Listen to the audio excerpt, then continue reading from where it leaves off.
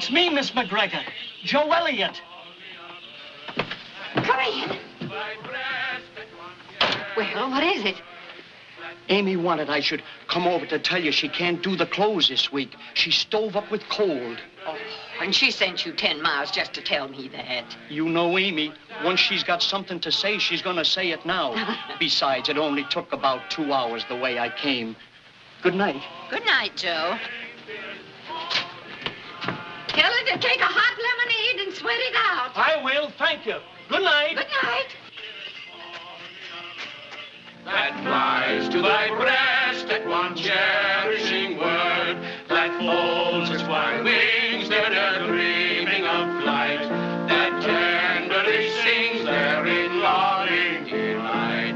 Oh, my sad heart keeps pining for one fond word. Call me back names, dearest, call me thy bird. Oh, that was wonderful. Wasn't that wonderful? Like going to the theater for nothing. What do you say, folks, if we organize a quartet right here? Mr. Calhoun will be the baritone, I'll carry the lead, Tom will be the tenor. All we need is a bass. How about you, Winthrop? Why, he couldn't carry a tune in a bucket. Perhaps our new boarder, Mr. Bell, might do. Who, the professor? Our young genius. Bell's all right, just different. But do you suppose he really believes he can teach that deaf and dumb child he brought here to talk? All I can say is, if the Lord intended dumb people to talk, he'd have taken care of it. Oh, excuse me. Oh, come in, Mr. Bell. Miss McGregor, do you have any copper wire in the house? Picture wire will do. Copper wire? Yes, I need about 17 feet for one of my experiments, and all the shops are closed at this hour. Why, the idea of expecting to find 17 feet of wire at this time of night. Oh, I never heard of such a thing, Mr. Bell. Well, I'm sorry if I bothered you. Good night. Well, just a moment, Professor. Don't think I'm impertinent, but we've just been wondering if it's true you can teach dumb people to talk. I hope to, someday. You see, Mr. Darcy, the reason deaf mutes can't speak is that they have bad ears and not bad vocal cords. Never having heard speech, they can't imitate it. So if we can find a way to visualize sound for them, then there's no reason why they shouldn't speak as well as any one of us. Is there? No, I guess not. No, of course not. Won't you stay and show us some of your tricks, Mr. Bell? Tricks? Yes, it'd be such fun. I've heard you can make the piano play by just talking to it. Oh, well, I'll be glad to, but they're not tricks. Please. They're very simple manifestations of the nature of sound and of vibrations in the air. First, I push down the sustaining pedal. Then I depress the key. Do,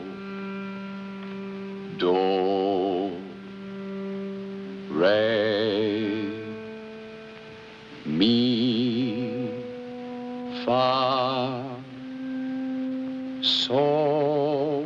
Why, it's positively spooky. Oh, no, not at all, Mrs. McGregor. Sound is nothing but air in motion. When I sing the scales, I set up certain vibrations, which fall on the strings of the piano, just as they fall on the membranes of our ears, thus producing corresponding vibrations or sounds.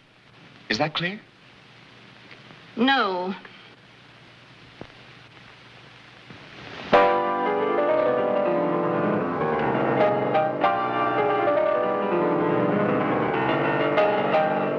Mr. Bell, the little boy's father's here to see you with another gentleman. Mr. Sanders? Thank you. Excuse me, please. Mr. Bell? That's a dandy act. I'll bet you could do something with it.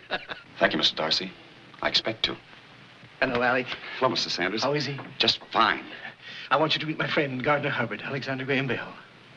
Mr. Hubbard, of course I know you by reputation. Your interest in the Clark School for the Deaf. I've been hearing about you, too, and your work with Stander's boy. Would you like to go up and see George? That's what we came for. Please.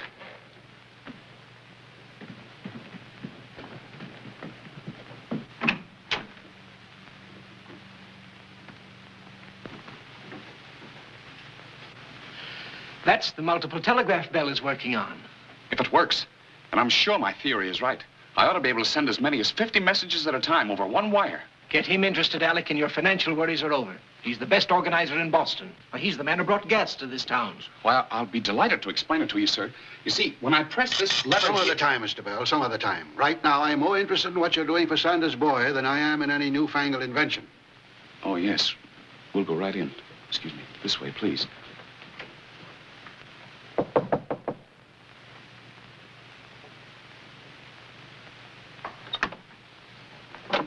May we see George? He's asleep, but I'm sure he'd want to see his father.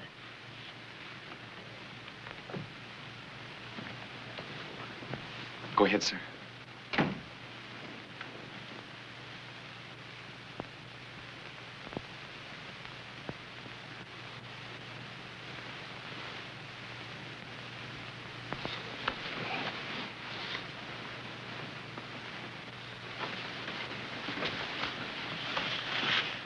Shall I speak to him?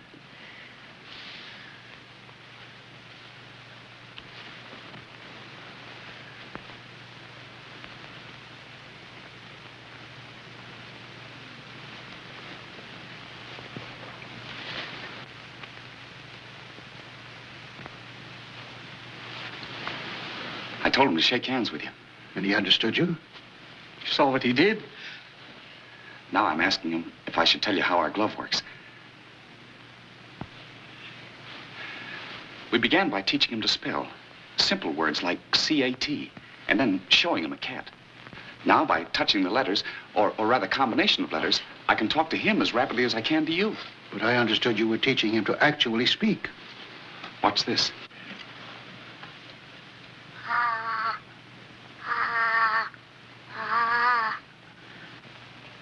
Have you ever succeeded in teaching a child that was born deaf to speak?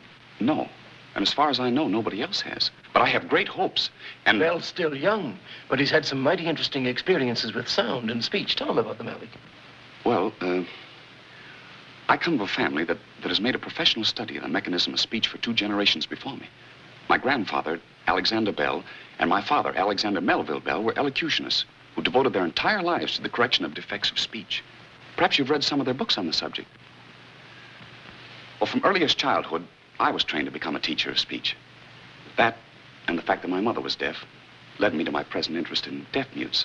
And, well, mute wires like the telegraph.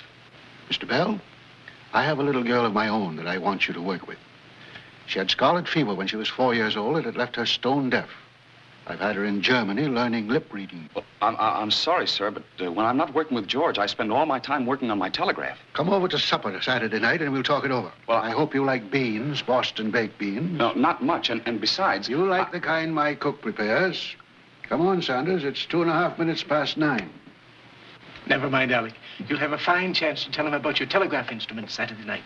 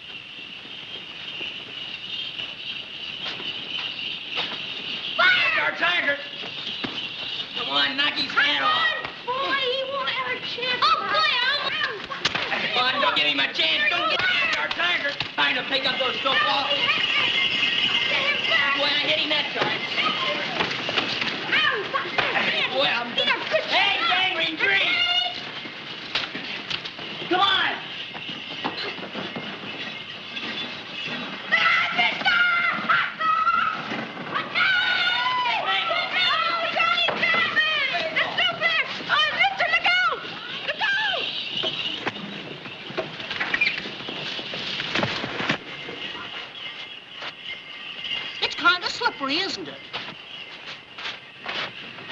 Young lady, may I suggest the sidewalk is no place for sleds? The sidewalk is very narrow. The ice makes one's footing very uncertain. You might have ruined the most important piece of electrical equipment in the city of Boston. Oh, I can excuse such behavior in children, but I don't think... What did you say? I said you are no longer a child, and that I think that... I'm sorry. Would you mind speaking a little more distinctly? Young lady, I come from a long line of elocution teachers. My grandfather, my father wrote textbooks on the subject. I think I know when I'm speaking distinctly. Good night. I'm sorry, but you see,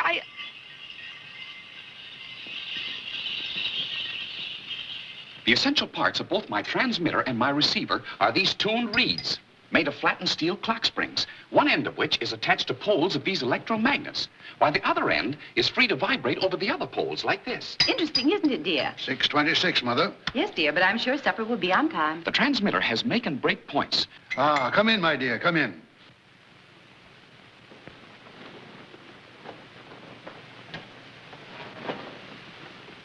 Mr. Bell, this is my little girl, Gertrude. Your little... Oh, but I thought... How do you do, Miss Hubbard? Very well, thank you.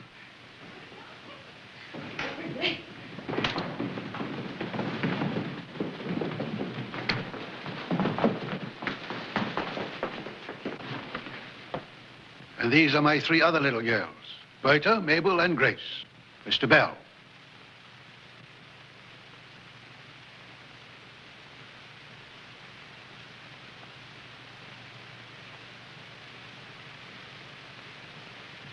Good evening, my dear. How are you? Papa? Mr. Bell, this is the little girl I was telling you about. Mr. Bell and I have already met, I believe. Met? What do you mean, met? He just got here. I think I knocked him down. And I'm awfully sorry if your... whatever it was ruined. Oh, no, not at all. Mr. Bell makes things, dear. He was just telling us about his telegraph when you came in. I beg your pardon, Mama? His telegraph.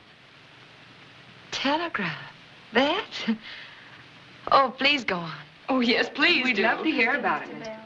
Well, I was just saying, when a spring sends its electrical tone into the wire, theoretically, only its mate in the receiver should respond. And if I set up a number of sets of springs, tuned to different pitches, then I could send a similar number of messages over the same wire. I'm sorry if I said anything out there to offend you. But you didn't, of course not. And do go on. Well, that's about all. Except that it may not work. Oh, but it will work. I'm sure of that. Supper is served, Mrs. Hubbard. Thank you, Nora. Nora, this is the 3rd successive night supper's been late. I'm sorry, dear. I'll speak to cook. Go along, girls. Mr. Bell, supper. Mr. Bell, I hope you like beans. Boston baked beans. Didn't you think he had a very nice face? Who, Papa? You know very well I didn't mean Papa. Oh, then you mean Mr. Bell? Yes, of course. Mr. Bell. Oh, I thought he looked all right. For a plain man. Didn't you think he had a nice nose? Well, it was awfully Roman or something. Oh, he has nice eyes, too. They blaze so when he talks. I think you're in love, Mabel. Oh, Gertie. Made both in love, made both in love. Oh, Gertie. He was hypnotizing Papa into putting money in his telegraph. Imagine Papa agreeing to pay for his experiments. Mr. Bell's is the first voice I've ever really wanted to hear. Oh, darling, of course he's wonderful. He's marvelous. Do you think he'll like me, Gertie? I mean, even if I can't. Of course he will. That'll make him like you 10 times as much. But you won't feel sorry for me. It won't be that, will it? Oh, no, of course not. Then I'm going to marry him. What? I'm going to marry him. I knew it the first time I saw him. I just made up my mind like that. But Papa. Oh, what will Papa say? I don't care what Papa says. I'll just close my eyes and then I won't be able to hear him. And besides, Papa mustn't know yet. Nobody must know yet. Only you. Oh, but you know how I am about secrets. I'll just die if I can't tell it. But you won't tell this, Gertie. You promise me you won't tell. Well, I won't if you promise to tell me everything he says and does. All right, I promise. Gertrude, you and Mabel stop that foolish chatter. Don't you know it's exactly 11 minutes past 10? Put out the lights and go to bed. Yes, Papa. What did he say? He said to go to bed. Oh, all right, we'll go to bed. You know, if you hadn't married him, I would. Oh, Gertie. Gertie.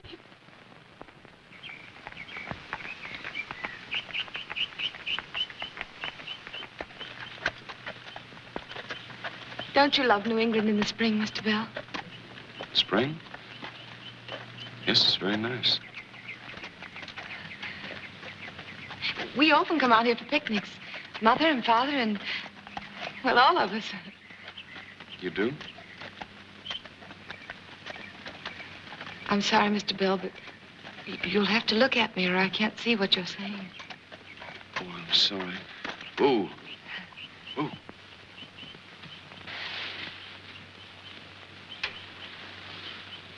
Won't you tell me what's wrong? Wrong? Yes. Yes, you've hardly spoken a word to me since we started. Have I said or done anything to offend you? Oh, no, certainly not. Oh. It's just that, well, I've been thinking. Yes? You see, it may take years before I get anywhere with the Telegraph, and I was just wondering whether or not I ought to go on with it. Go on with it? Suppose I don't want to wait. Suppose there are things I want to do now, while I'm young. Things I might do if I gave all my time to a regular position like teaching at Boston University or something. What sort of things do you want, Mr. Bell? Oh, I don't know. A wife. A home.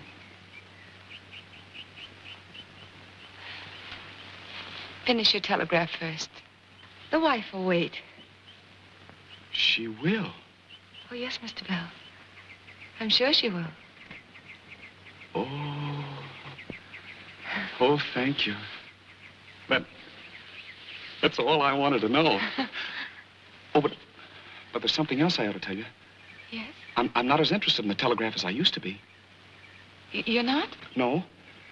Ever since I went to Branford to visit my family last Christmas, I've had a new idea rattling around in my head. Either the biggest idea I've ever had in my life, or the craziest. Wouldn't you like to tell me about it?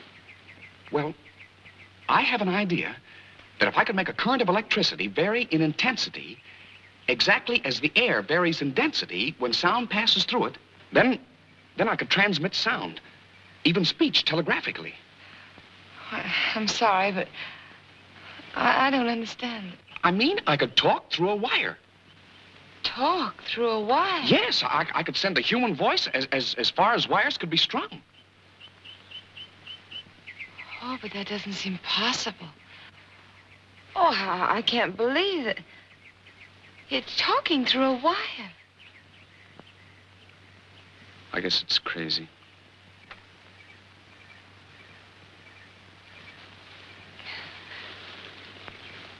Oh. When are you going to start work on it, Mr. Bell? Monday night. Oh. Thomas Watson, an electrician who makes all my apparatus for me, is moving in with me to help me. Oh, then you were really asking me for my endorsement and not my advice, huh? Something like that. Mr. Bell, if you spend all your time working on this, how will you live? Oh, I'll manage somehow. But don't think I'm going to use the money your father lends me for anything but the Telegraph. Oh, no. I'm going to work on this new idea in my spare time. Oh, yes. Yes, I understand. But, Mr. Bell, if I were you, I wouldn't tell my father about this yet. You see, he gets awfully upset if people don't finish what they start out to do. Couldn't this be our secret for a little while anyway? Perhaps that would be wiser and safer. Oh, much safer, Mr. Bell. Much. Eat it.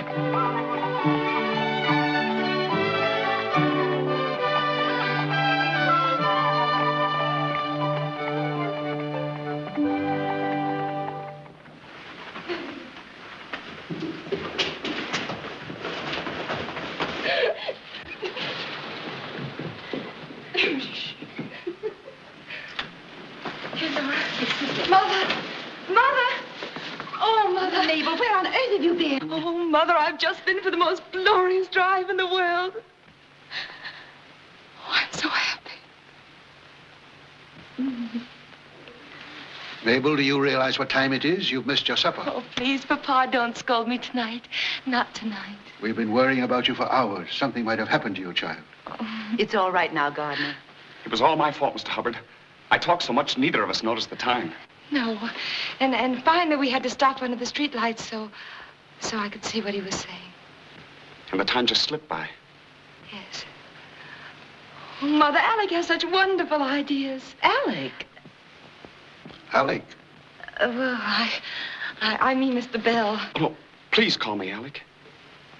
All right. She called him Alec. Mr. Bell, won't you stay and have something to eat? Oh, no, not now. I must be going. Good night, Mrs. Hubbard. Good night. Good night, Mr. Hubbard. Good night. Good night.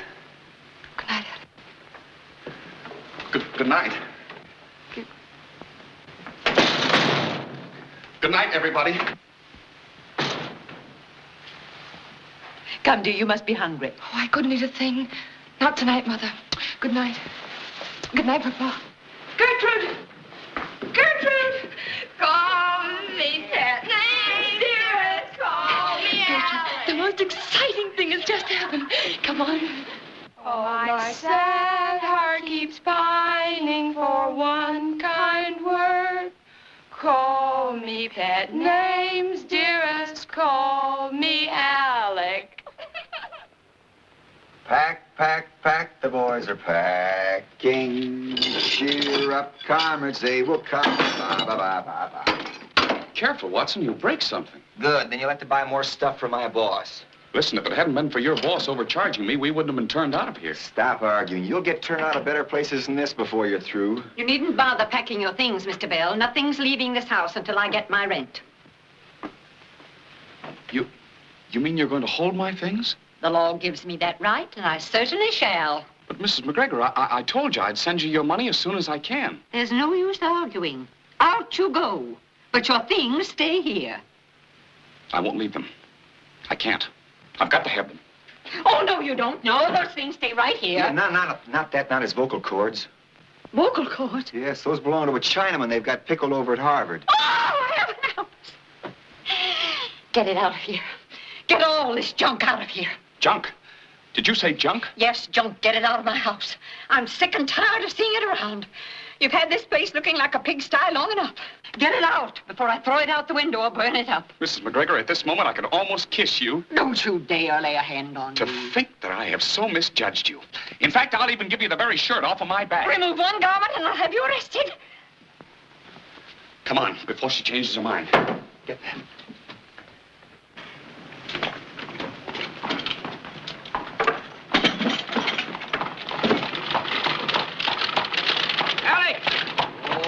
Jenny. Hello, Mr. Sanders. What's going on here? I'm leaving. Leaving? Yes, I'm taking George back to his grandmother's. I don't understand, Alec. You've taken my money, you've built up my hopes, and now you're walking out on my boy. Oh, I'm not walking out, sir. I'm being thrown out. But you had money. I paid you only last Thursday. And Hubbard... Well, I used that for some new equipment. Then why didn't you ask me for it in advance? Well, you don't understand, sir. I expect to be working nights. And where I'm going isn't a suitable place for George. That's why I'm taking him back to his grandmother's. But that's in Salem. What about your work with him? Well, I expect to go to Salem every other day. That's all. I'm sorry, Alec. I ought to have known you better than that. It's all right, Mr. Sanders. Bell, hurry, here she comes. Excuse me, I've got to go. Mr. Bell, here, take this awful thing. Oh. Where'd I find you? I'll be at Thomas Watson. That's me, 109 Court Street, over the Williams Electric Company.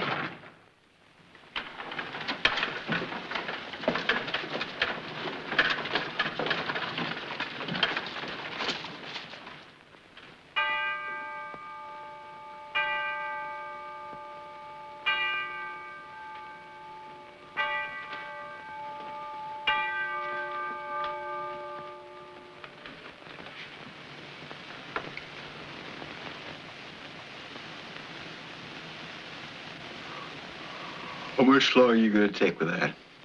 I'm ready now. We can try it again.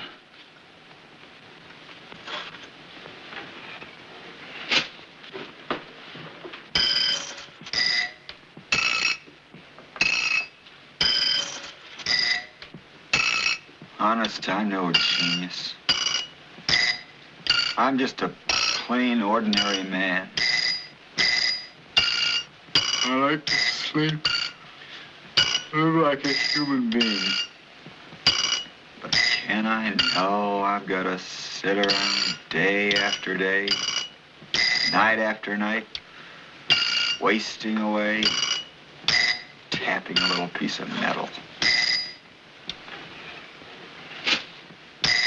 I can remember when I used to know pretty girls. I must have been in another world. Stop mumbling. We may be on the verge of a great discovery. As long as I can remember, we've been on the verge of a great discovery.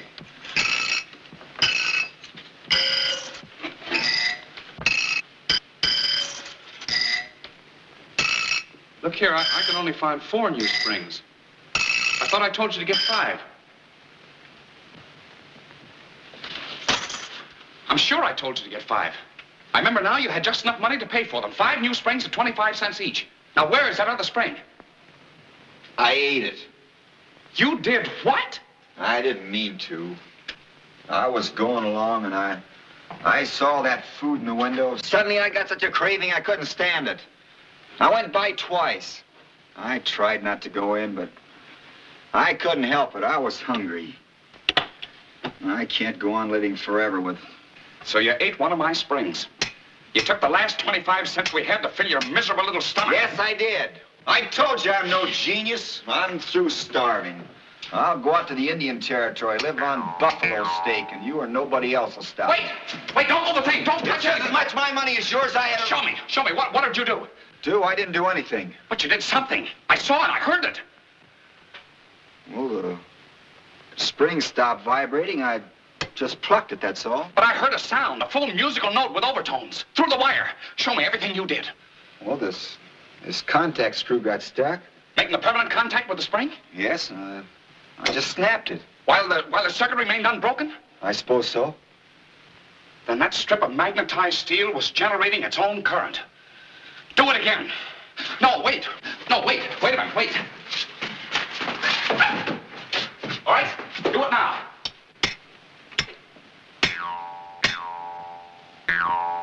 It works! I heard it again! Hey, what are you, an Indian? Sure, didn't you know? The 6 Nations took me in. Well, that makes it all right, then. Don't you understand? We've accidentally found the undulating current that I've been looking for. For the first time in the history of the world, we've sent sound through a wire. For the first time, nothing. Why, this has happened to nearly every electrician. What you mean is it's the first time the right man has heard it and know what it meant. Is that true? Why, certainly. If you knew anything about electricity, you wouldn't have paid any attention to it. Well, anyhow, I was there. That's the important thing. Just think, we started to work on a telegraph, and now we're on the trail of the electric telephone. Telephone? What's that? It's an apparatus for transmitting the voice. It means sound from afar. Here, hold this. Hey, where are you going? Well, going to tell Mabel, of course.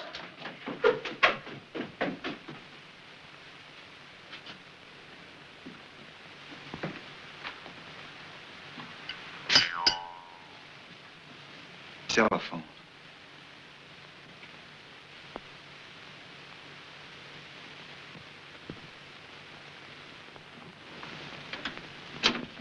Oh, Mr. Bell. Where's Miss Mabel? She's upstairs, sir. I'll tell her you're here. Oh, well, would you please put the gas up in the parlor, sir, while I tell Miss Mabel you're here? Ask her to hurry, please. It's awfully important. Very good, sir. Alec! Mabel.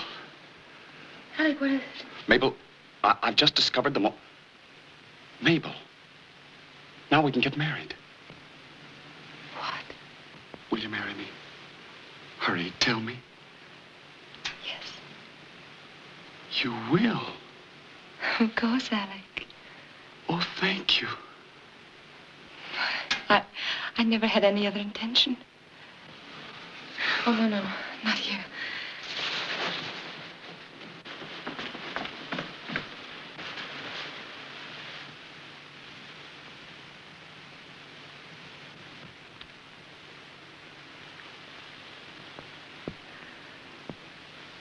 Alec, aren't you going to tell me you love me? Oh, please. I want to hear you say it. I love you, darling.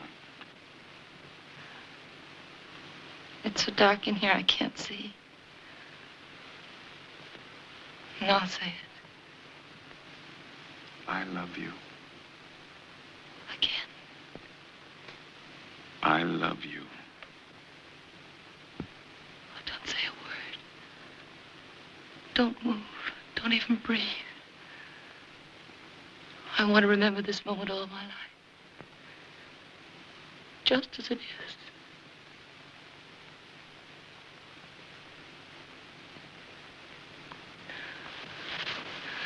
Oh. What is it? I forgot. What I came here to tell you. My telephone. I've got it. I found a way to talk through a wire. Alec, you haven't. That's why I asked you to marry me. You wait here. I've got to tell your father. No. No, Alec, he's reading, and maybe you better wait. Not me. You tell your mother and the girls. I'll handle him.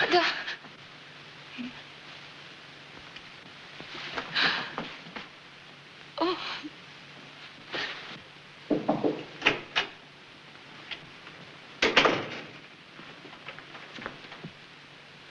Mr. Hubbard.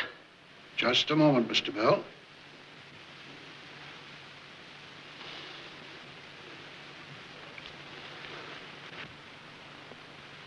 I always allow myself 30 minutes with the classics every evening. In the past 40 years, I dare say, I haven't missed 3 such evenings, except perhaps on my honeymoon. Habit. Habit, Mr. Bell, is the important thing. Setting a regular time for everything and sticking to it. Yes, sir, but listen... Too many young people today are inclined to postpone, to shift and dodge and put off. My father always said, people were prepared to make any effort the day after tomorrow. But when it comes to doing a thing today, that's another matter.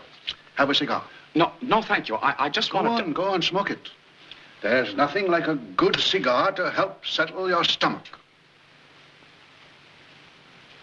Now, Mr. Bell, you wanted to see me? Yes, sir. Mabel and I can get married now.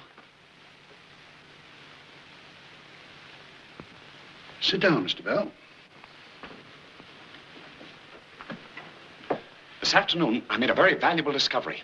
I actually sent sound through a wire without the use of batteries. You what? Before long, I'll be able to send speech, talk from any distance. Before how long?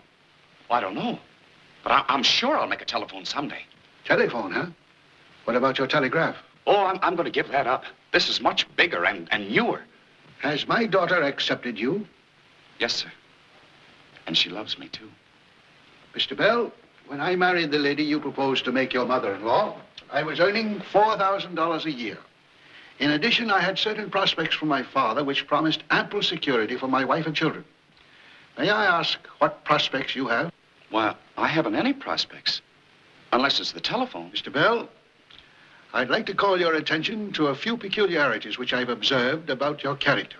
Oh, I know I'm not worthy of her, sir. In the first place, I'd say you are emotionally unstable. You jump from one enthusiasm to another with reckless abandon. To begin with, it was the multiple telegraph that consumed your time and energies. Now you tell me you're no longer interested in the telegraph, but have gone skipping off in pursuit of some new proposition. But, Mr. Hubbard... Mr. Bell, you may waste your own time if you please, but the sooner you stop wasting my money, the better. I won't give this up. I can't. In that case, disabuse your mind of the idea of marrying my daughter. But, Mr. Hubbard, we love each other. Nevertheless, you are not to come here again, Mr. Bell, or even attempt to see my daughter. Not so long as you persist in this folly. Furthermore, if you propose to give up a possibly profitable venture for an air castle, you needn't expect any more support from me. I wash my hands of the whole business. But, Mr. Hubbard... 12 after 8. I should have been well past Harvard Square by now. Would you like to accompany me on my constitutional, Mr. Bell? The night air is very refreshing. No, thank you. Well, good night.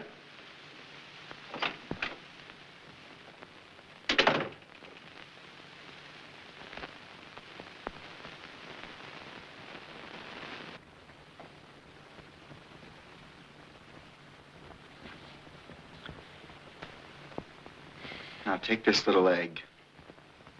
I crack it, I drop it tenderly into the grease. It quivers and is still. Result? Hunger. But take this same little egg.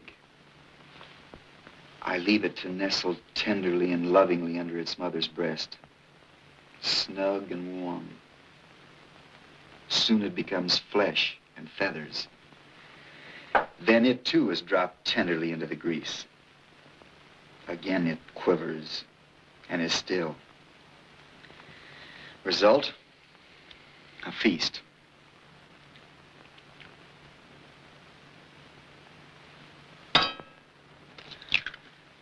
Listen to me, my fine friend. If I'm going to stand over a hot stove night after night, you can't expect me to live on half an egg. Go on, fall apart. I'm sick of you. I'm sick of the very thought of you. Hey. That's what I think of the hours, the months we've wasted on that stupid idea. You say you're tired. You're hungry. Well, so am I. I want to live like other men just as much as you do. I want a decent bed to sleep in, decent food to eat. I'm in love. I want to get married. And I will. And if I ever have a child that so much as looks at a piece of copper wire or mentions electricity, I'll... What about all your work, your plans? It's all done. How much were you getting at the Williams Electric Company? $3 a day? Why? Better see if the job is still open now. I won't be needing you anymore. You quitting? Yes, I'm going back to teaching the deaf. If I ever decide to work on the telegraph, I'll do it in my spare time. And the telephone? It was just an air castle. Does Mabel know about this? No. I'm gonna write her now. You got any paper? Where'd we get any paper? This'll do.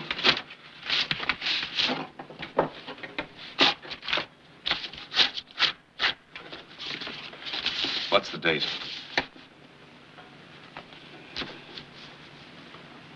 June 11th. June 11th.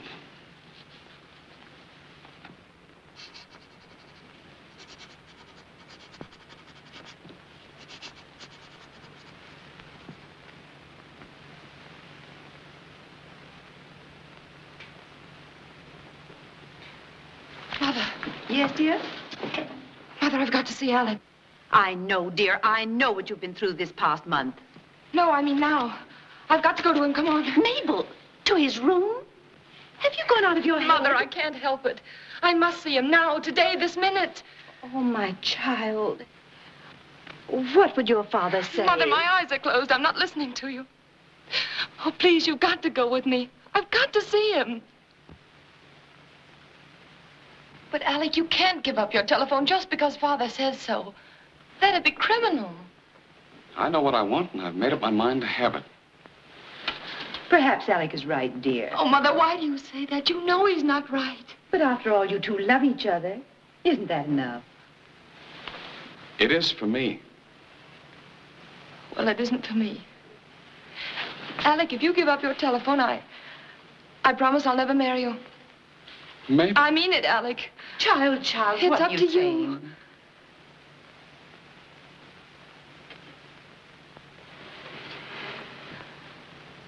Mabel, I'll never fail you again. Never. Oh, Alec.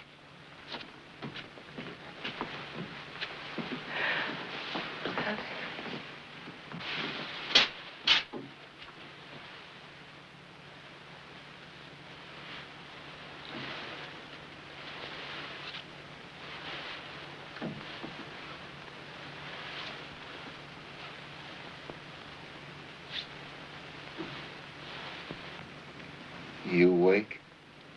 Mm-hmm. What are you thinking about? Mabel, So was I. I was thinking now, got to make a telephone. I've got to find a receiver. Some way to get speech. If I don't, I'll be just as badly off as I was before she came here. Wouldn't it be wonderful if we should invent the telephone? And it turned out to be the very thing that could make her hear. If you had any imagination or knew anything about sound, you'd know that can't happen. How do you know? You aren't God. I know because in the human ear, when vibrations strike against the eardrum, they cause tiny bones in the back of the head to oscillate. But in Mabel's case, the nerve current in the back of those bones has been permanently injured. Even if sound waves cause the bones to oscillate,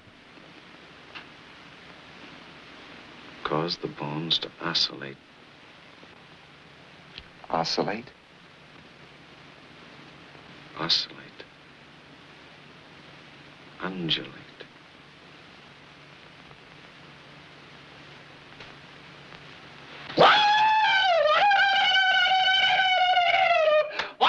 Watson, I've got it. Got what, St. Vitus Day? No, the ear. What ear? This, the ear we hear with. Come on, get up. We've got to get an ear, a human ear, and study it. It may give us just what we need for our receiver. You're crazy. Where are you going to get a human ear? Well, I'll sharpen my razor, and you go out. Never mind. We'll get an ear somehow. And maybe this time, just think. Out of Mabel's deafness, we make the whole world hear. Yeah, I know, but an ear, a human ear, you can't do that. We'll use the same principle as the ear exactly. Only we'll use gold beater skin instead of membrane, and a small piece of metal in front of an electromagnet instead of the bones. And we'll use more batteries. That's what we gotta have. More batteries. Yeah, it's going to take a lot of money. Gold beater skin, batteries, acids. We'll get them somehow. Maybe you could get another advance for Mr. Sanders. No, I gotta figure some other way. I've had 3 advances from him already for less and less work with George. We could both of us go back to work for a little while. Be nice to eat again for a change, too. No, that's not the way. We've got to find a cheaper place to live. Cheaper than this? Certainly. What? I wouldn't stay here, even if they let us use the shop. It's too noisy, too dangerous. There are too many people about. We're not going to tell anybody what we're doing. Yet. We'll starve. Maybe you will. Not me. Not until I've made the telephone.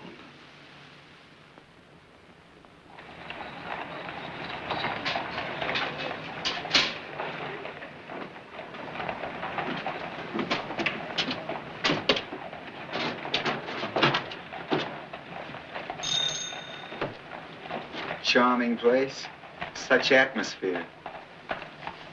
Boiled cabbage and flat beer, I'd say. Oh, it's you.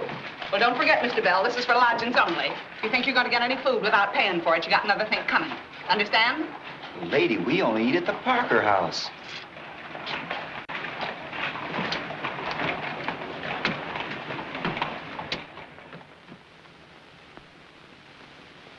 Will 50 cents be all right?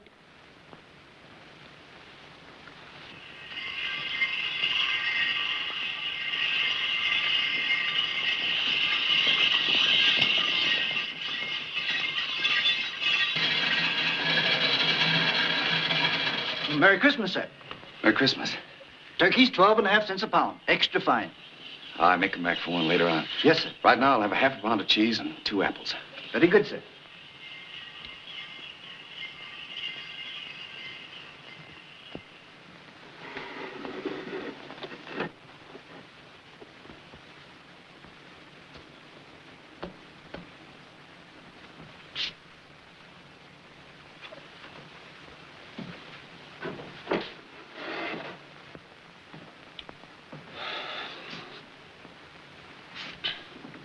Sure you don't want this? No, I've had all I want. Apples and cheese, cheese and apples, apples and cheese. What's the matter? I don't know. Everything went black in front of me. I feel sort of dizzy. Maybe I better lie down for a few minutes. Well, you lied. You haven't eaten. I didn't think I was hungry.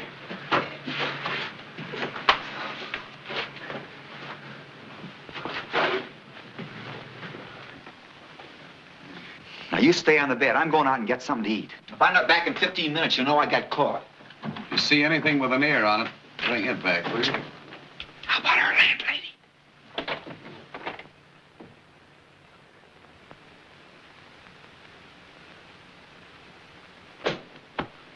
Stomachs are funny things. They gnaw at you and growl like a lion when you neglect them. Fill them up again, they settle down and purr just like a kitten.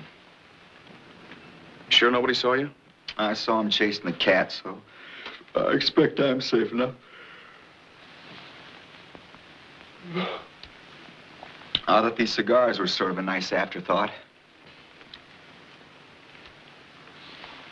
I had my heart set on a plum pudding where I couldn't find it. Wish you'd found a well-done battery with acid oozing all out of it. Well, we can't sit here all day. Let's get to work. On Christmas Eve? Well, what's the matter with Christmas Eve? Well, Christmas may not mean anything to you, but it does to me. I'm not moving. I'm going to sit right here and belch till morning.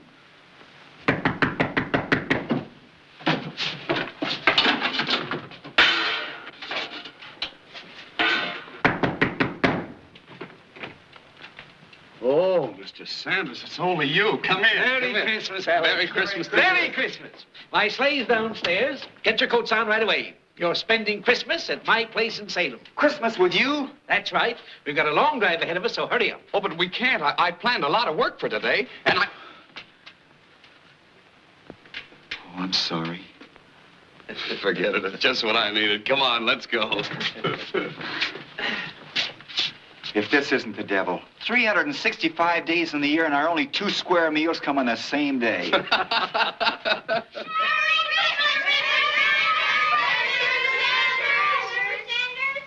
Merry Christmas, boys. Merry Christmas, Nellie. Merry Christmas. Come in, boys. Merry Christmas. I thought I heard you. Well, there. Oh. Merry Christmas, my son. Merry Christmas, Miss Sanders. Merry Christmas, Alec. This is Mr. Watson. Merry Christmas, Mr. Watson. And now, don't balk, young man. I'm going to kiss you, too. Sure, Mrs. Sanders, I'm sort of a flirt myself. Alec, I have a surprise for you. For me?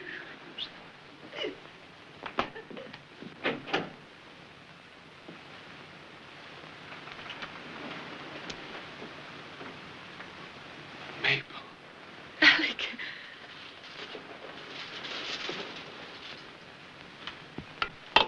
You couldn't come to see me. So Mr. Sanders arranged this. Papa thinks we're in church, poor dear. Maybe there is a Santa Claus after all. Alec. Come in. Come in, everybody, and get warm. While I get some blackberry wine. And then we grown up and open our packages before supper. I can't wait another minute. And this young lady came out here with her arms loaded down with presents for everybody. Especially you. You shouldn't have done that. I haven't anything this year for anybody. Oh, it's nothing. Really, Alec.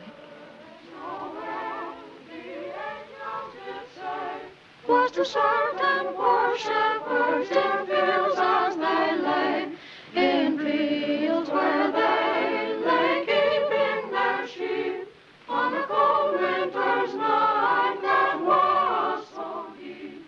Noel, Noel, Noel, Noel. That little fellow looks like George, doesn't he?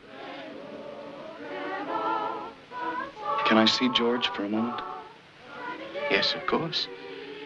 He'd be expecting you on Christmas Eve.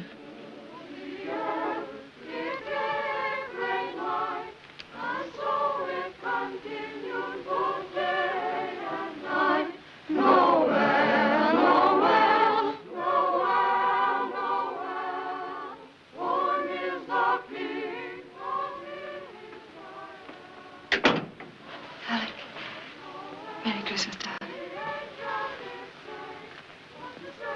Christmas, sweetheart.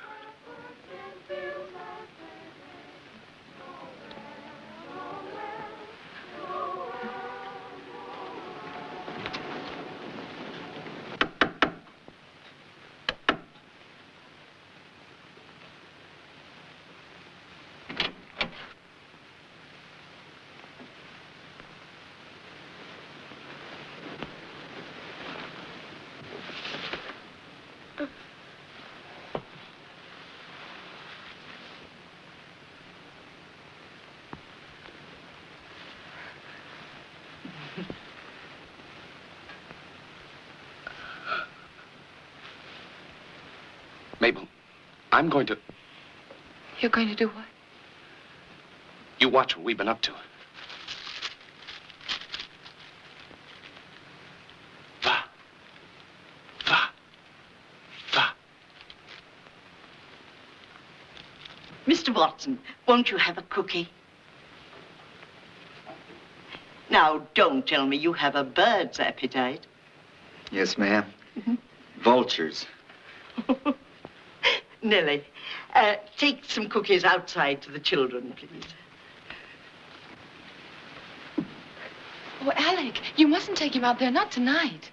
Oh, think of his presents, the tree and Santa Claus.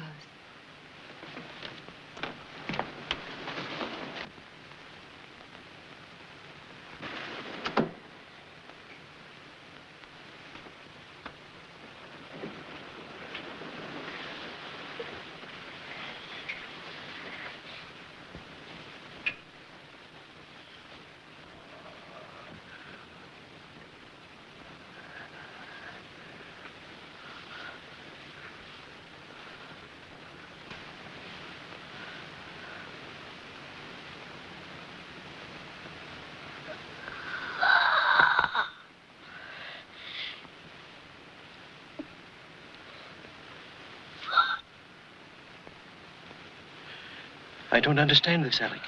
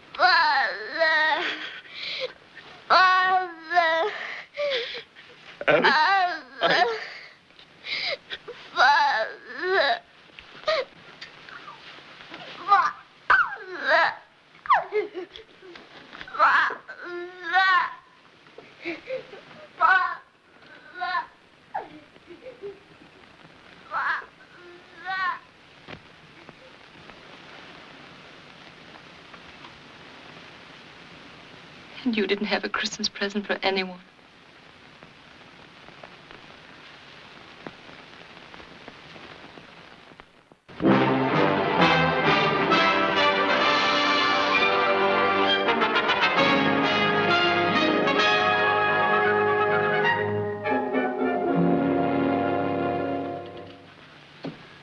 Thanks to Mr. Sanders, now we have acids and batteries. You go on in the other room and listen while I do the talking. Even if it worked, you couldn't hear me after all the talking I've done.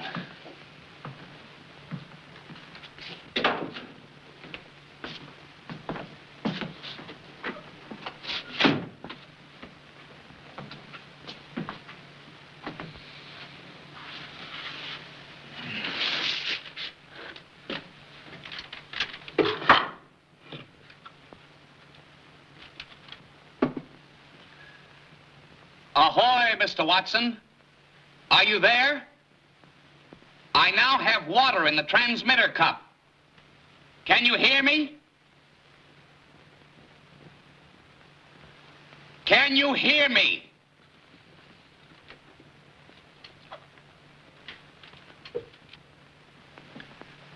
Ahoy, Mr. Watson. Can you hear me now? This is Alexander Bell speaking to you from 5 Exeter Place on March 10th, 1876. Ahoy! Ahoy!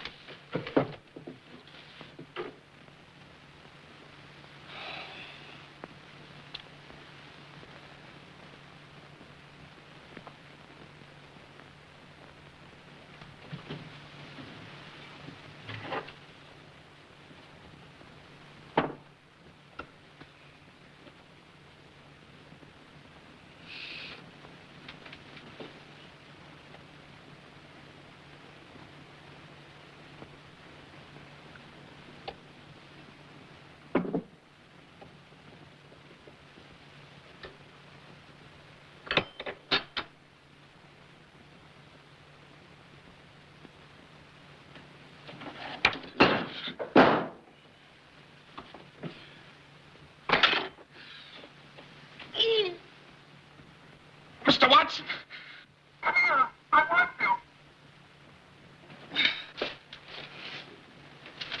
to. It talks! Mr. Bell! Mr. Bell, I heard you. I heard your voice. Then hurry, I'm burned. But I heard you. Your voice through the wire. I understood what you said. What did I say? Tell me.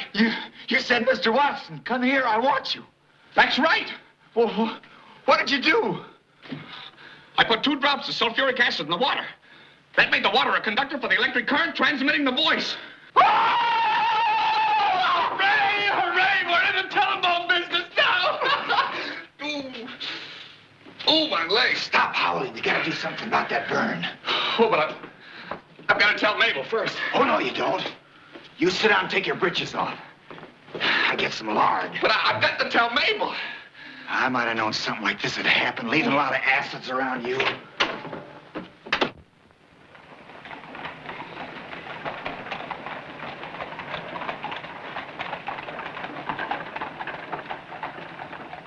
Ladies and gentlemen, now that the telephone is an accomplished fact, it gives me great pleasure to demonstrate its practical use in the social and business world. In a moment, my associate, Mr. Thomas Watson, will speak to you from the city of Boston, 20 miles away. For the benefit of the audience, additional receivers have been placed at strategic points throughout the hall.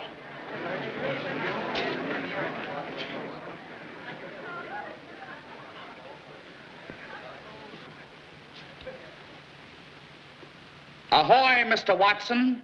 This is Alexander Graham Bell speaking to you from Salem. Can you hear me? Ahoy, Mr. Bell. Ladies and gentlemen, it gives me great pleasure to address you this evening, although I am in Boston and you're in Salem. That's not fun. I've never heard of it.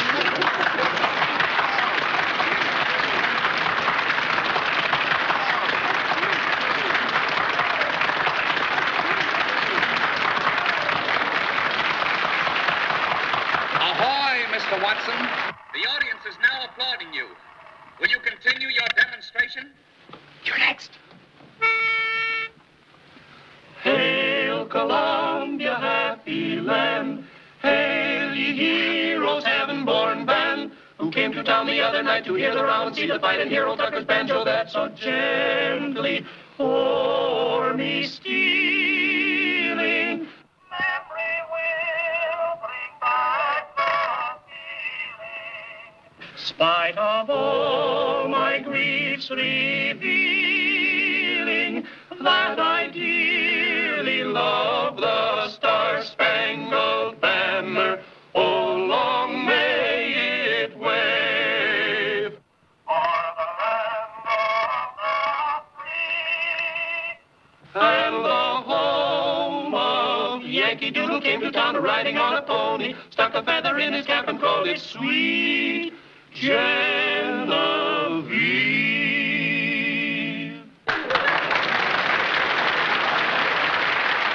You'll now be entertained by a cornet solo.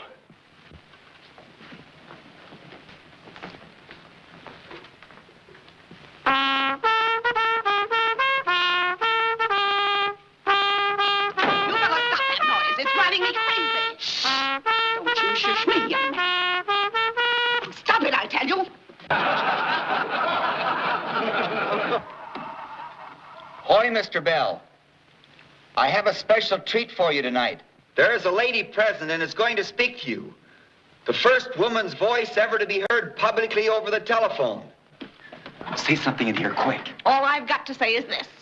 If you and Mr. Bell don't stop this foolishness, pay your rent. Out you go.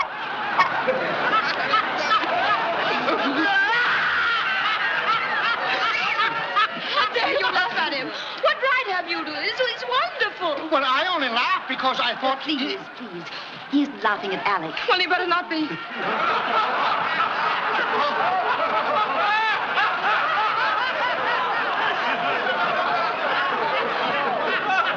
And that, ladies and gentlemen, concludes our demonstration this evening. Anyone desiring further information will kindly step up here and leave his name.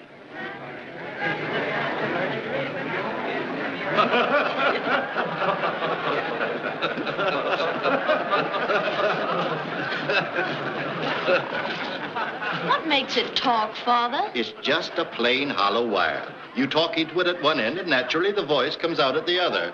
Very amusing evening, Mr. Bell. Imagine putting one of those things in your home and expecting your wife to use it. Edward, you really think there's nothing to it? Gardner, in my opinion, the telephone will never be anything more than a toy. You won't put any of your money into it or advise your friends to do so? I shall urge all my friends to have nothing to do with it. Thanks. I just wanted Mr. Bell to have your opinion. Good night. Good night, Gardner. Good night, Mr. Bell. Good night, Mrs. Hubbard. Good night, Miss Hubbard.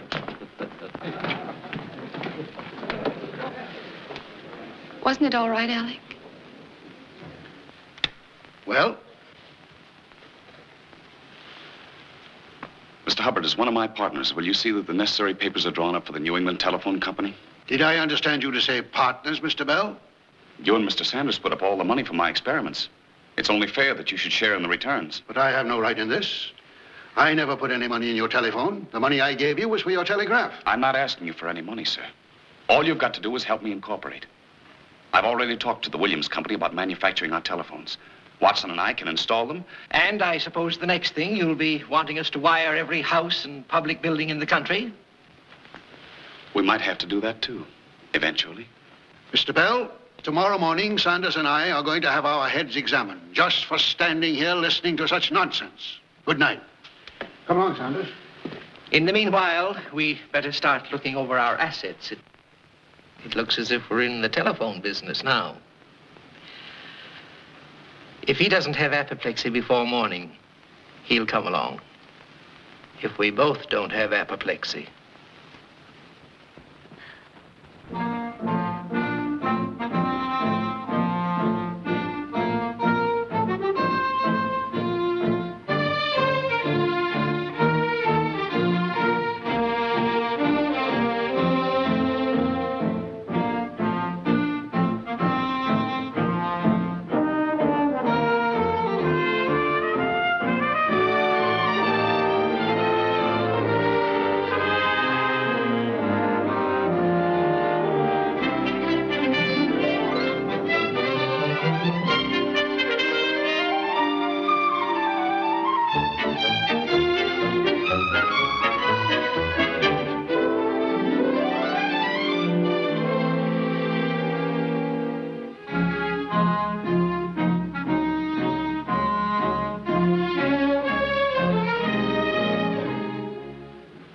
Serious, your father calling me here. I'm afraid it is. He didn't eat any supper. Oh, Mr. Bell, come in. Sit down. Thank you, sir. Good evening, Mrs. Hubbard. Good evening, Mr. Bell, I have here an itemized account of the expenses I've incurred in connection with your telephone during the past year. To my amazement, I find that I'm involved to the extent of $7,017, against which, as assets, I can count only 207 telephone installations at a net rental loss of $621. Now, what I want to know is, what are you going to do about it? I have that all figured out, sir. I'm going to England. England? Yes, sir. I've had a letter from Sir William Thompson, one of the greatest scientists in England. You know, the man who made the transatlantic cable possible. He says he's heard about the telephone and that there's a great deal of interest in it over there. If I go over there, he feels sure he can arrange a demonstration before Queen Victoria. Queen Victoria? Yes, darling. He says if the Queen will install telephones in the palace, then the whole world will follow suit. Just as they'd copy your hats. Why, Alec, that's a splendid idea. Of course they will. May I ask who's going to pay for this pilgrimage? Well, sir, I felt that as long as you and Mr. Sanders already have so much money involved, you'd be willing to... Mr. Bell, I used to call you a fool. I apologize. You're a genius. I'm the fool. But, Mr. Young man, you have a blissful disregard for money. That may be an enviable asset to a genius, but not to a business partner. Oh, but, Father, I'm sure we can manage somehow. Did you say we? Mabel. Mabel. Yes, Papa. I'm going with him. You're what? Alec, I can't let you go 3,000 miles away from me. Mabel. Father, we've waited long enough. If Alec goes to England, I'm going with him. You will take me with you, won't you? You don't think I'd go without you, do you? Oh, darling. Mabel. Father, my eyes are closed. Mr. Bell, will you stop this? Gardner, she's right. You've kept these young people apart long enough. Mother. Oh, my goodness. Oh, what have I said?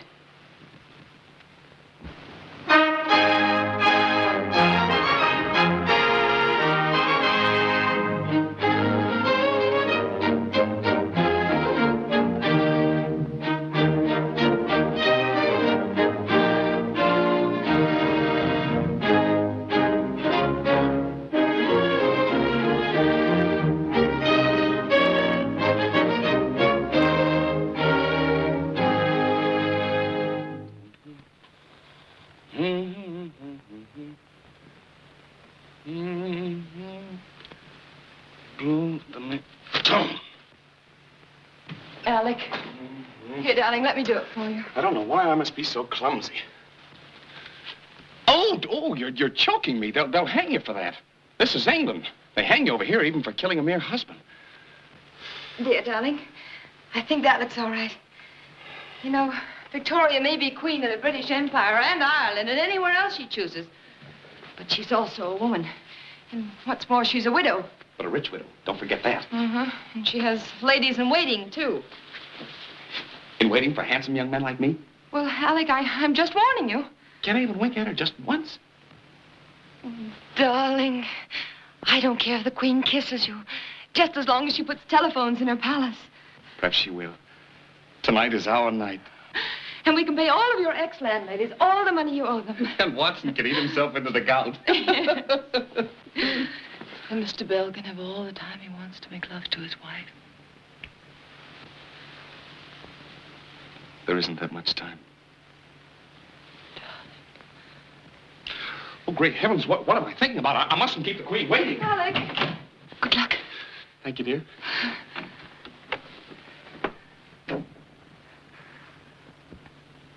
Please let Victoria want a telephone.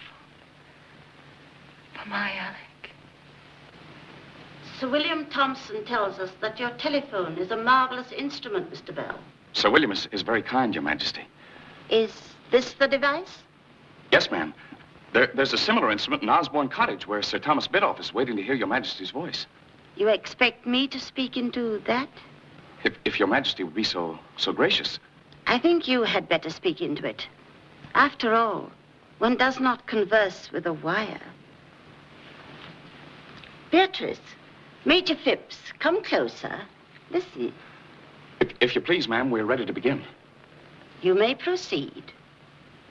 Sir Thomas Biddulph? Yes, I'm here. That is Sir Thomas's voice. Ask him the time.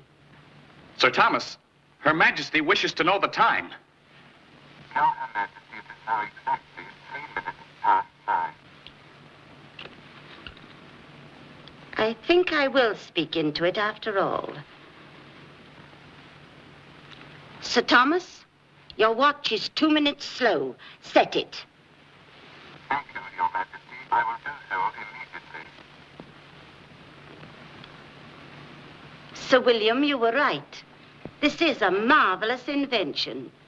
General, we will have Mr. Bell's telephone installed in Buckingham Palace. Yes, Your Majesty. Oh, it will be an honor, ma'am. The Americans are a very inventive people. Mr. Bell was born in Edinburgh, Your Majesty. He went to Canada several years ago and then to America.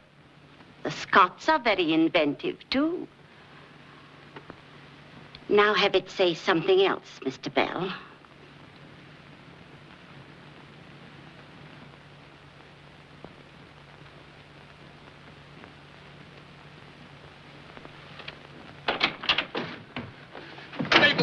Mabel, she likes it. She wants telephones at Buckingham Palace. Yes, darling, I knew she would. Tomorrow the court calendar will carry the news, and the day after the whole world will know it's fashionable to talk through a wire. Alec, wait a minute. This just came tonight from Father. What is it? What is it? Here. I'll read it to you. Dear child, your mother and I hesitate to cast a cloud on your happiness, but no longer can we hide from you the terrible things that are going on here. Ever since your marriage, there's been nothing but trouble. A new telephone company, known as the American-Speaking Telephone Company, has been organized with the Western Union Company backing and has entered the field against us with their own instrument, which they advertise as the product of the original inventors, meaning Dolbear, Gray, and others. They boast that their telephone is infinitely superior to Alec's. They've got everybody afraid even to deal with us. Cancellations are pouring in. We had hoped to spare you this, at least until Alec had seen the Queen. But that is no longer possible. Unless a miracle happens to save us, Sanders and I stand to lose all. Our homes, our credit, everything. Your loving but despairing father. What are you going to do? Do? Why, fight them, of course. Fight them tooth and nail with everything we've got. Of course we will, darling. Of course. Superior, is it? Superior to mine, We'll go home on the first boat. Yes. We'll show them. Maybe we are poor. Maybe my telephone is still crippled and lame. No, Alec. Maybe it is still in want. But it's part of my blood and brains. It's mine, all mine. And they'll never take it away from me. It's my child. And your other child, Alec. Well,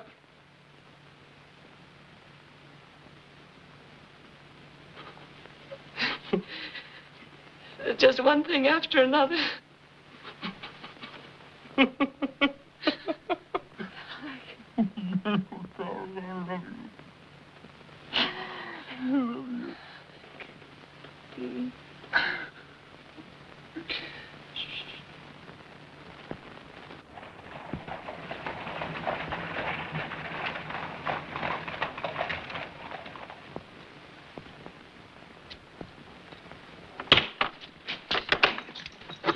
Ahoy. You'll have to speak louder, please. Mrs. Crow would like to speak, Mr. Blackford. Just a moment, please. Go ahead. Ahoy.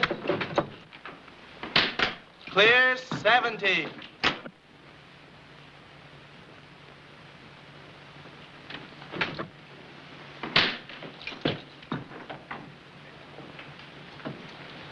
Well, sorry, no more credit from the banks. They gave me back the telephone stock I put up for that last loan. Said they preferred my personal note. The Williams Company say they can't manufacture another telephone unless they get hold of some money. At the rate cancellations are coming in, we won't need them. What's worrying me is, how are we going to meet this week's payroll? I forgot to tell you, we've hired Theodore Vale as our general manager. What? And Francis Blake's working on a transmitter that'll stand up with theirs any day. Mr. Hubbard thinks Vale is the best man in the country for the job. It was really your idea. Well, I must say you've got nerve. And another thing, tomorrow we're bringing suit against the American-Speaking Telephone Company charging infringement on our patents. We're going to fight a $40 million concern, the Western Union. We're going to fight every company in the country infringing on our patents. What else can we do? But look at the odds against us. They've got the best lawyers money can buy. If we lose, the court costs alone will wipe us out. Well, that's a chance we'll have to take. Well, there's an old saying, sell all you have and give to the poor. If you think it has any application in this case, I still have an old farm up in Maine that... I knew I could count on you. I was too young for the Civil War, but this looks like as good a fight as any to me. Thanks, Tom. We'll probably see plenty of action. Just what are you going to fight with? The truth. Well, son, that's always been a pretty good weapon. Perhaps more people ought to use it.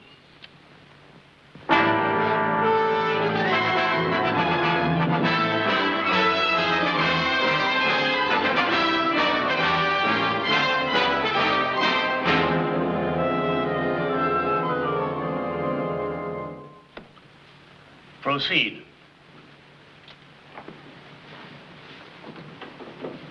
Your Honor, it has not been the intention of my clients to burden this court with wordy debates. We have endeavored to confine ourselves to the facts. First, that Alexander Bell was not the first to invent the telephone. Second, that the patents under which the New England Bell Telephone Company have been operating were fraudulently obtained. And third, we have defied the plaintiff to show that Mr. Bell had been working on the undulating current feature of the telephone prior to February the 14th, 1876, at which time, by strange coincidence, both he and Mr. Gray informed the Patents Office simultaneously of their work on the telephone. Very well. Counsel may proceed. Mr. Bell, what is your occupation? I'm a teacher of the deaf. Are you an American citizen? Yes, sir.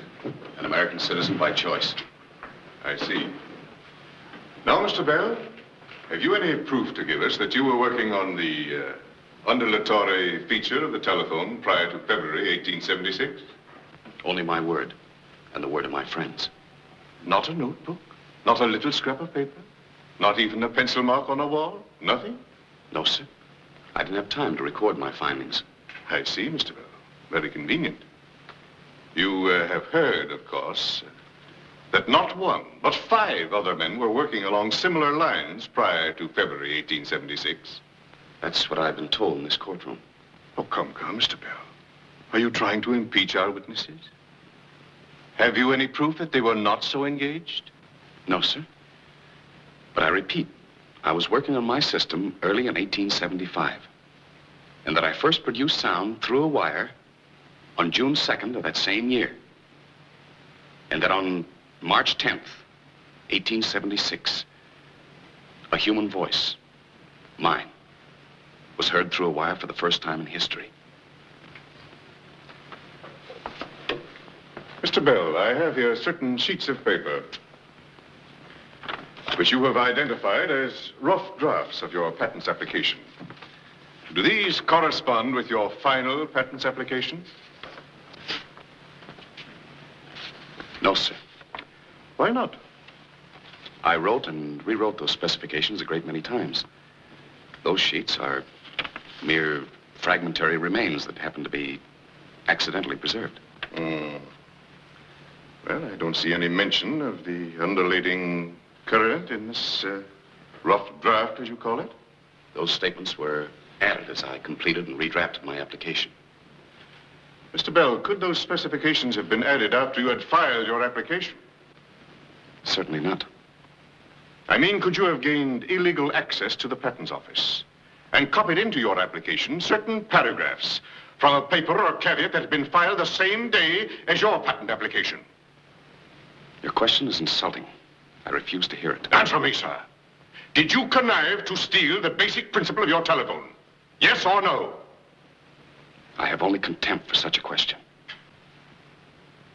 Thank you, Mr. Bell. Your Honor, I protest against the tactics of some of our opponents. In the name of decency and fair play, I protest against Mr. Barrow's foul insinuations. Your Honor, I'm sorry that my learned colleague is so thin-skinned.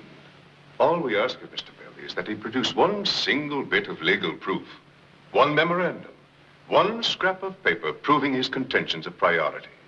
But will he? No. Can he? No. And why not? Because, Your Honor, he hasn't any proof. None exists.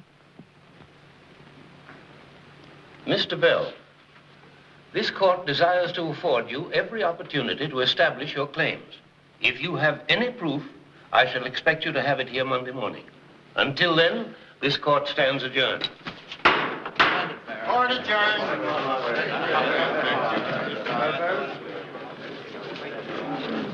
Alec, are you sure you have no papers, no sketches, nothing? Nothing that I know of. What are you going to do? I've done all I can do. I'm going home. Home? You can't do that. I've heard all of this I want to hear. I'm going to be with Mabel when our baby is born. But, Alec, it may be weeks yet. You can't be certain about the first baby. I'm sorry, I'm going. At least let me telegraph and find out when you'll be needed. Alec, stay. If you leave now, I can promise you, you'll lose.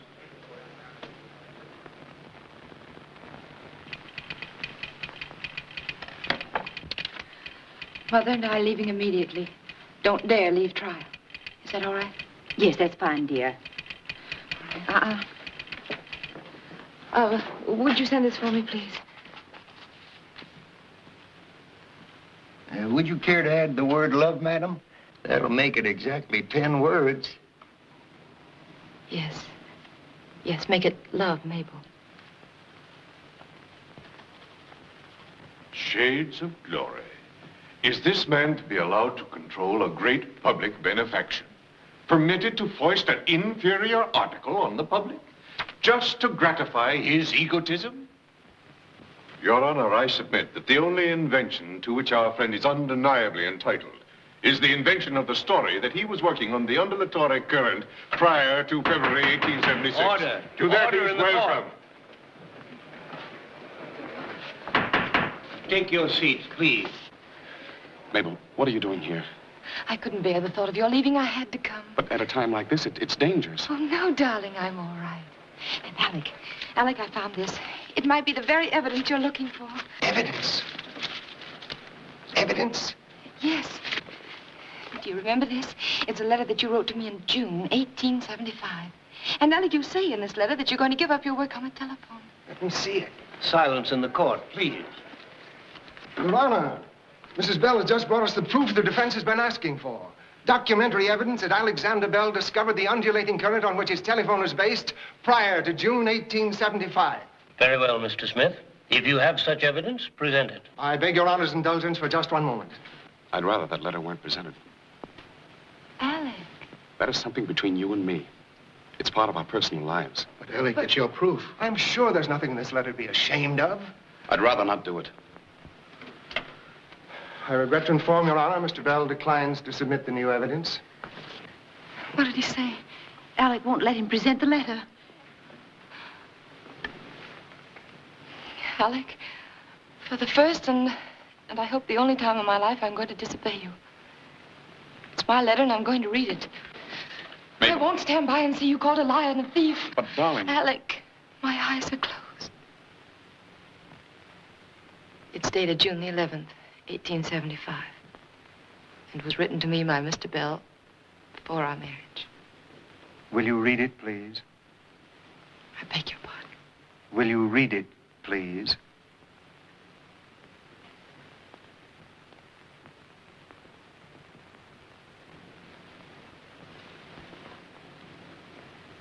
My dearest one, I have loved you with a passionate attachment that you cannot understand. That is to me new and incomprehensible. Ever since I held you in my arms and kissed your lips, I have known what I want most in life. Without you, I am nothing. With you, I am complete. Because this is so, I have decided to give up my telephone. This is little enough to do if it means that I will have your arms about me forever. If I may call you sweetheart and wife. Go on, Mrs. Bell. Please don't grieve at my decision. The telephone will be born someday, somehow, and so far as I am concerned, I do not care one bit who gets the glory, so long as the world gets the benefit. With all my heart, I am yours.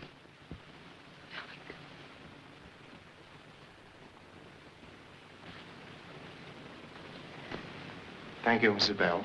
Your Honor, may I suggest that this court is not interested in the sentiments, however tenderly expressed, that we've just heard? What possible bearing has a love letter on whether Bell invented the telephone or did not invent it? The mere mention of a telephone does not mean that he made a telephone. Mrs. Bell, what kind of paper is that letter written on? Why, it's on ordinary wrapping paper. What is that on the back of it? Why, it's drawings of apparatus Mr. Bell wanted for his telephone, together with a stamped acknowledgement from the Williams Electric Company, acknowledging receipt of the order on June the 3rd, 1875. What is that writing? Mr. Williams scribbled a note at the bottom of the page asking Mr. Bell to stop in and verify his outlaying of an apparatus to generate an undulating current. That is all. You may step down, Mrs. Bell. Just a moment, Mrs. Bell. Will you please tell us why Mr. Bell sent you a love letter on the back of a sales memorandum? Why didn't he use notepaper, as any young man in love would be expected to do? Mr. Bell was a very poor man. He had no other paper on which to write. Thank you, Mrs. Bell. You may step down. I offer this letter in evidence as Exhibit 17 to the plaintiff. Your Honor, I'm sure we've all been touched by this little excursion into romance. But now, if we may compose ourselves, I'd like to ask why, if such a letter existed, it wasn't produced days ago. And more particularly, why my learned colleague hasn't produced the man Williams in court to substantiate his signature. Unfortunately, Mr. Williams is no longer available as a witness. Oh, really now? And why not? Surely it would be worth your while to bring Mr. Williams here. Let us have a look at him. Mr. Williams is dead. Oh, he's dead. How very unfortunate, Mr. Bell. How very convenient. Your Honor, without my knowledge and against my wishes, my wife came into this courtroom at a time like this to read to you a letter intended for her eyes alone. Have I committed some offense by starving in an attic? By spending sleepless nights at my work? By being too poor to own a decent scrap of paper on which to tell her of my love? I have sat here for days and heard myself called liar, thief, fraud, and cheat. I've seen my friends humiliated, my invention belittled, just as I have seen my business destroyed by methods which must leave every honest man appalled. Your Honor, we protest against this interruption. Yes, haven't we had enough of this sentimental nonsense? I demand that this man be declared in contempt of court. Mr. Barrows, we're all here in the interest of truth. And I don't think Mr. Bell can do that any great injury. Sit down, Mr. Barrows.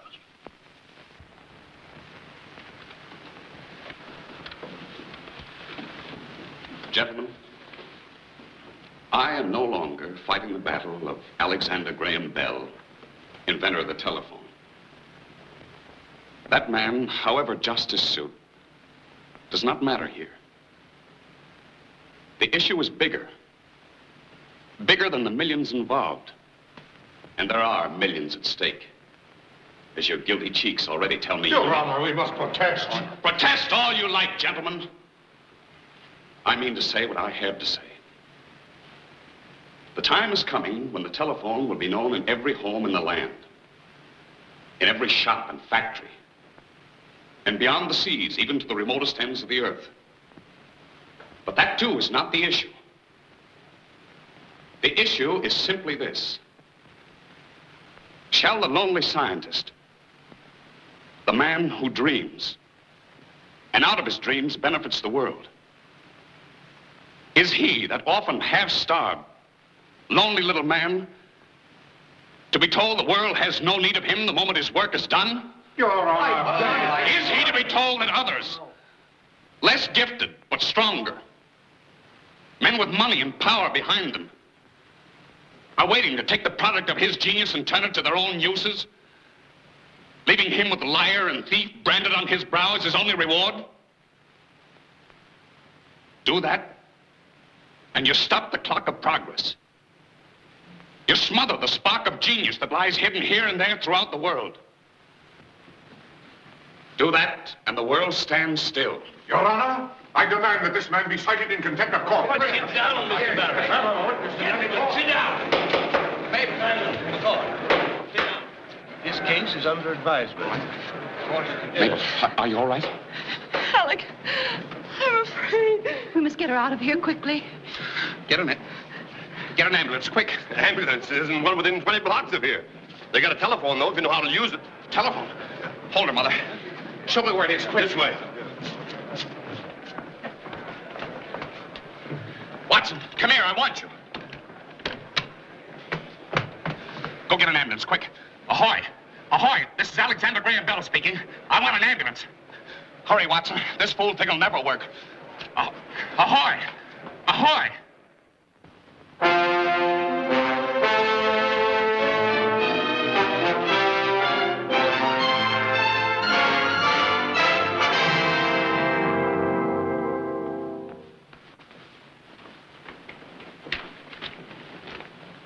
Well, here she is. Pretty as a picture.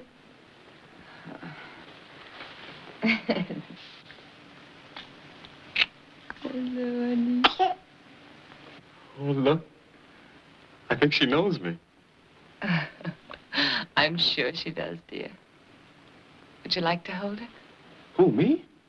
Oh, you know how clumsy I am. Yes, I would. There you are, darling. Be careful of her back.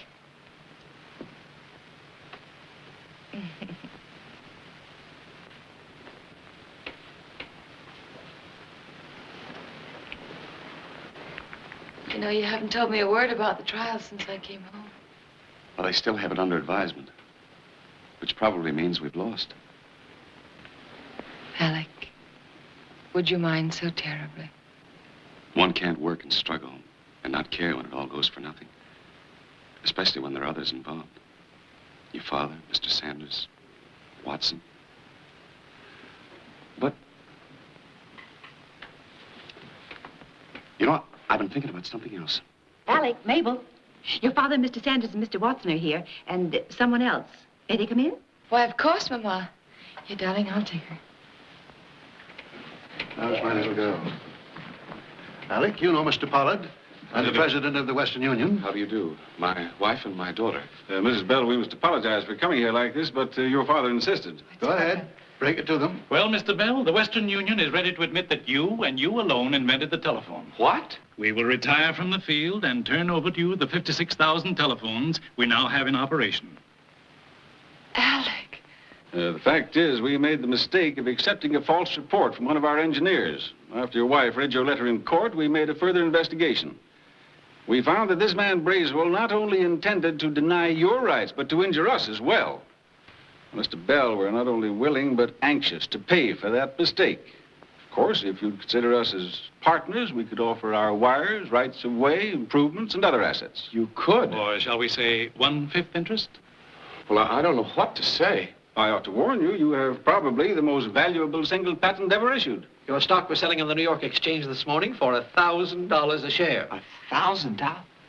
Well, what do you say, Alec? Well, I'll have to ask my wife.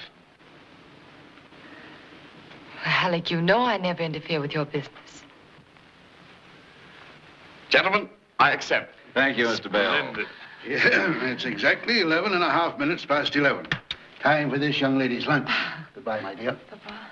Come, gentlemen. It's been a pleasure, Mrs. Bell. Goodbye, Mrs. Bell. Goodbye.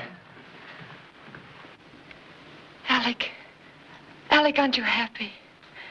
Everything you've wanted and worked for. And everything the world has to offer you. Yes, darling. What I wanted to tell you. I've been thinking about something else. Yes? The other day, I saw a seagull flying. And there was something about the curve of its wings. It just occurred to me that if a bird that's heavier than air can fly, a man might fly too. What did you say?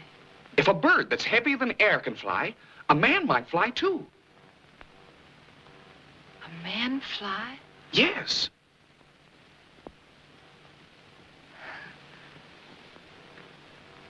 When are you going to start work on it, Mr. Bell?